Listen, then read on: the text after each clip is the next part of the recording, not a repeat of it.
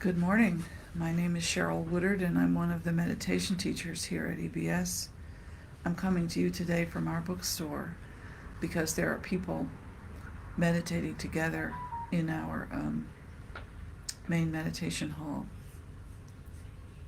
out there. I want to talk today about protecting your mind. And what I'm thinking of is that in difficult times, whatever they might be, difficult for the world, difficult for you personally, we know that we have to take care of ourselves. And protecting our state of mind is one important kind of self-care. It's simply true that we can more effectively care for ourselves and for the people we love if our mind is calm, kind, and clear. For me, protecting my mind begins with paying attention, which means simply to keep the lights on.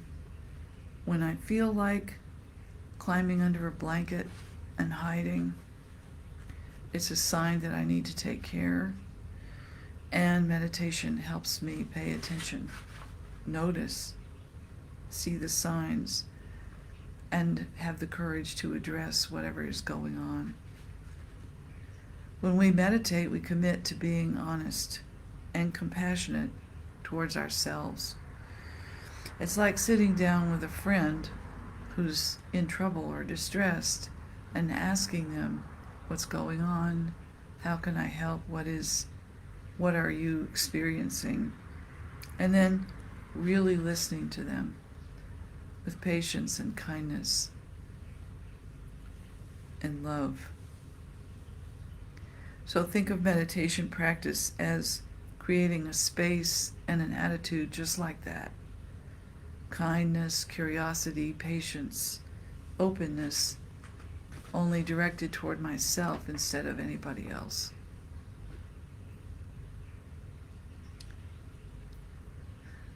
In addition, meditation is kind of like the diagnosis stage of my caretaking practice. But I also, besides meditation, I also monitor what my mind is taking in and what I'm putting out. What am I feeding my mind, and how am I feeding the people around me?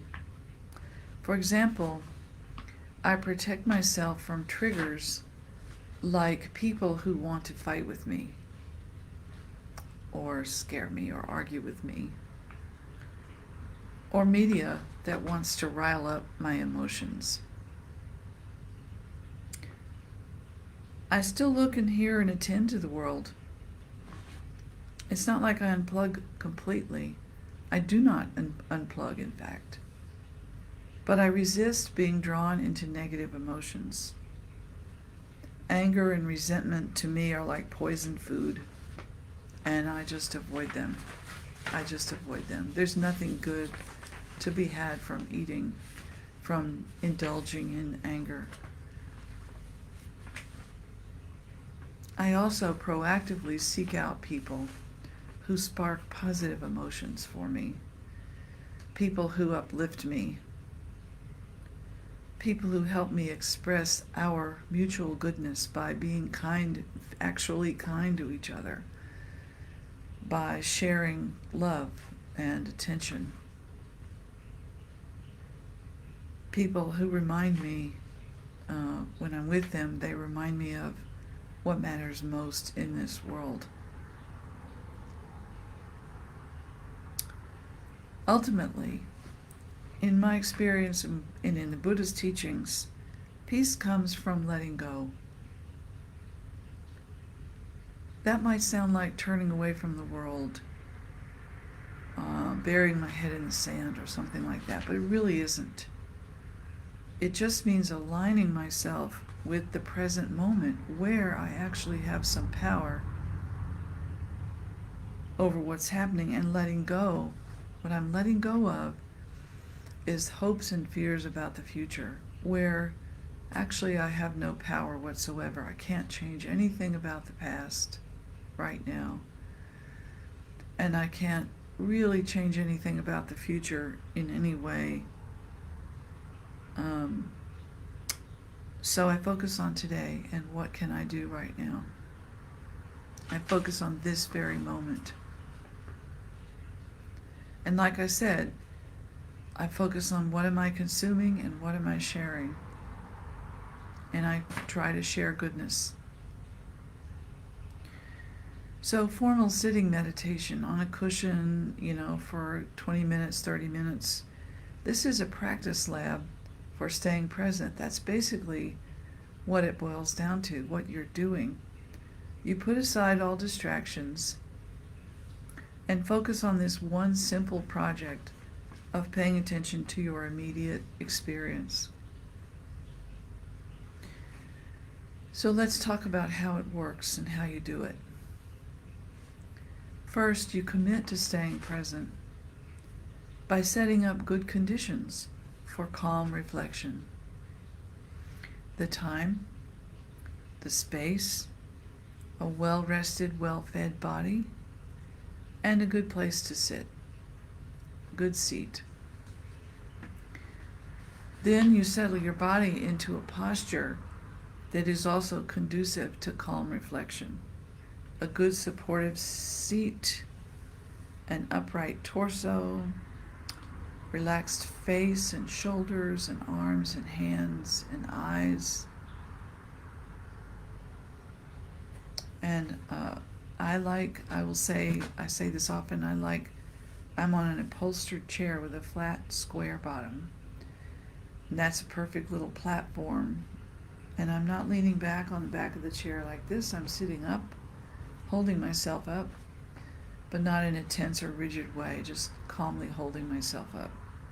And I find that this posture really helps me. My feet are squarely planted on the floor.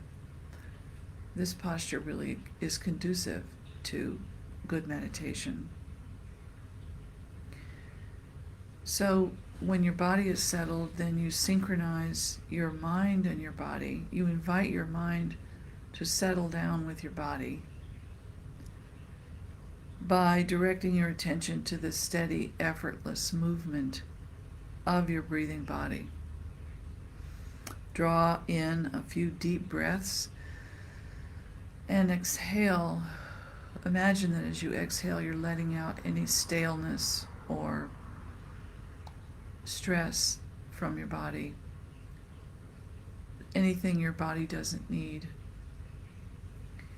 And this step of breathing is like opening a window in a stuffy, smoky room. The fresh air brings in more space and openness, more freshness, and the smoke clears. And it's all very peaceful and effortless. You've just opened a window, and all this transformation happens automatically. And finally, when you've settled into your breathing body and you're feeling the open, spacious freshness of the moment, you relax into this moment. You have carefully provided this moment for yourself. You have done all the work by settling down into this posture, into this place, into this time, into this moment. You have done all the work by putting yourself here. And now you can let go and relax. There's nothing more to do now except to look. See what you see. Just see what's happening right now. Let go of your thoughts about the future or your feelings about the past, and just be curious about right now. One of my teachers recently spoke about how hard it is actually for us to sit still and do nothing. We are so conditioned, probably over multiple lifetimes. We have trained ourselves to be busy, to fix problems when they come up, to make plans about what will happen tomorrow, to just churn along in our minds. That is what we like to do. And so sometimes it feels wrong to just sit and do nothing. It feels unnatural. And resistance comes up. So if that happens, if you start to feel tense and anxious when you're meditating, or sometimes it feels sleepy and drowsy and dull,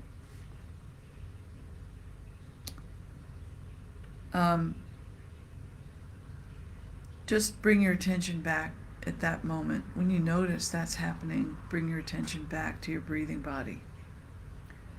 Feel the movement of your belly. Listen for the sound of the breath leaving your nostrils.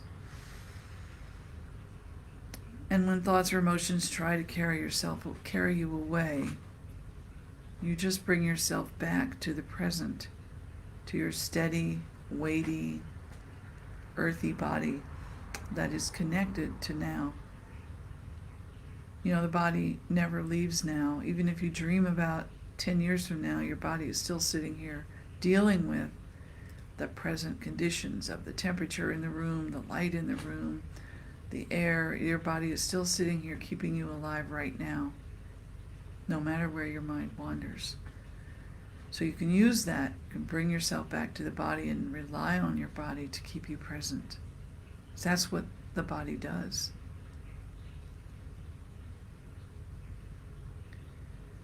So again, when you feel settled and synchronized with your body, you can again let go of any effort.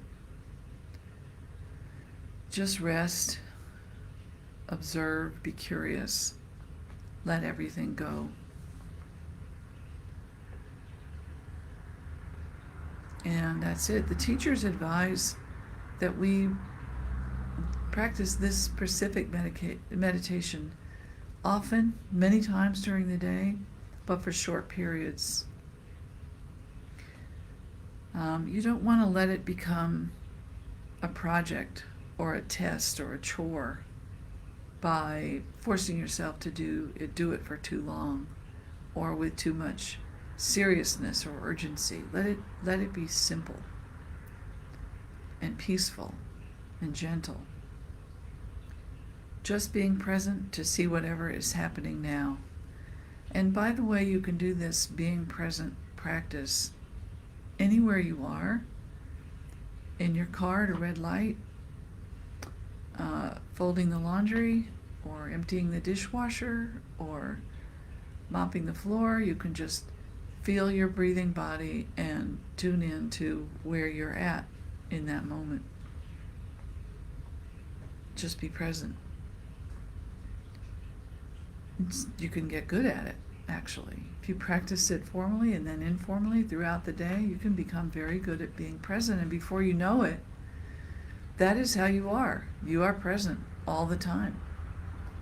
That is actually the objective, being present 24/7. And it can happen. It does happen. So that's my message for today.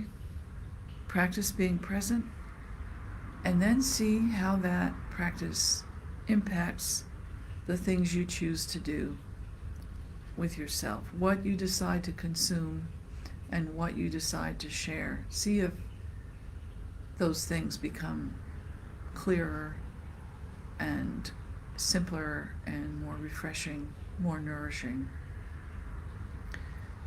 I hope this is helpful, and I want to encourage you to meditate with other people. EBS works very hard to offer lots of sessions of meditation where you can sit with other people, and they're all listed on our schedule on our website. And you should take advantage of that, because sitting with other people is very supportive. Actually, it turns out that peace is contagious. So when you sit down in a room with peaceful people being peaceful, it's deeper peace than what you can do on your own. So that's my message for today. I hope this has been helpful. I wish you all the best in everything that you're doing, and I know that you're doing your best to be a good person, and I want to thank you for that. So good luck and goodbye.